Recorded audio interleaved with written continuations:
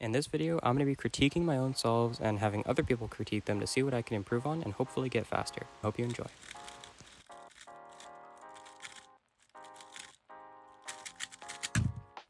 The first step is to record an average of 5 so I can actually critique my solves, and I'm going to be uploading this to Discord as well so that people can critique it there.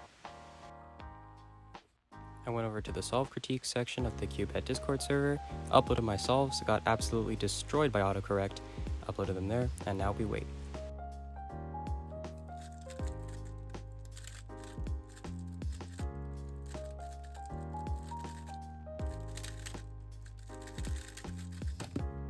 So in the video, what I did is align this piece here and this piece up here. So when I went like this, I could do D2 and insert these pieces like that. In terms of moves, I think it was fine, but I just executed that last part kind of weirdly, so I had to do a huge regrip, and I predicted this pair in inspection.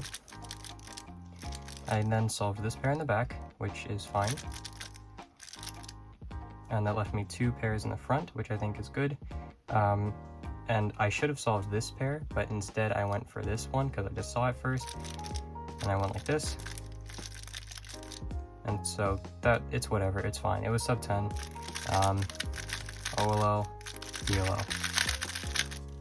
If I had to redo the solution, I think my cross solution, I probably would have done it from this angle. And I could have done something like this.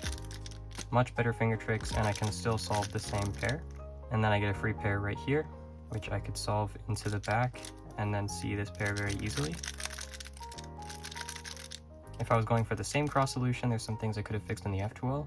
So if I did this, I could have regripped and done that so I didn't have such a huge regrip before F2L.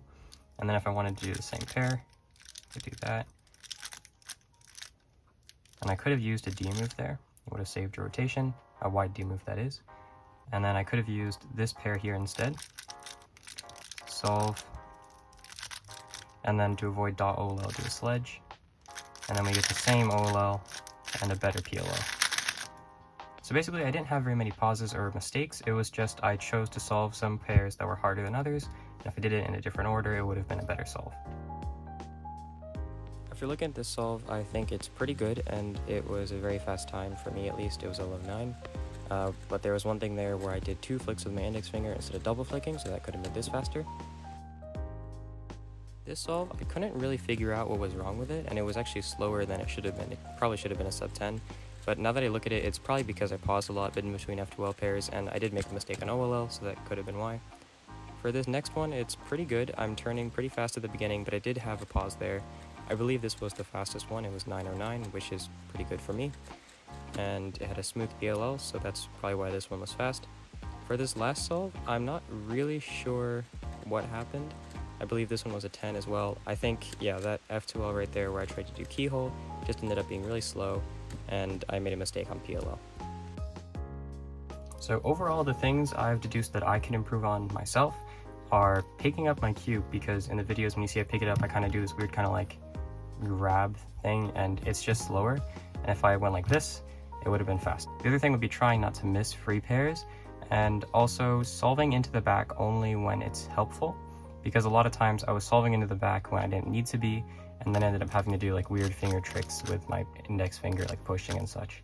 So basically it was just fundamentals. Figuring out where to solve pairs and when to solve those pairs, what order to do them, trying not to miss free stuff, and also doing my best to plan an inspection. As for my inspection, I think my inspection was pretty good. I managed to plan my first pair in all the solves, which is what my goal was when I was trying to be maybe sub 12, so that was pretty good. But my cross execution could be better, and my transition to F2L could be better, as we saw in several of those solves where my cross solution was okay, but it was executed slowly.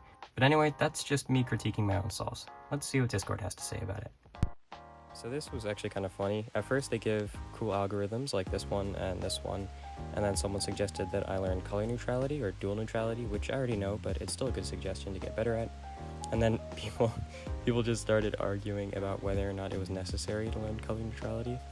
And this was just so funny to me. They're just arguing in the solve critique comments. But anyway, I don't really care. No hate to any of these people. This is just something I thought was funny. Thank you guys so much for watching. I hope you enjoyed. Hopefully you learned something, and hopefully we can both get faster. Be sure to like and subscribe. Leave a comment if you have any suggestions. See ya.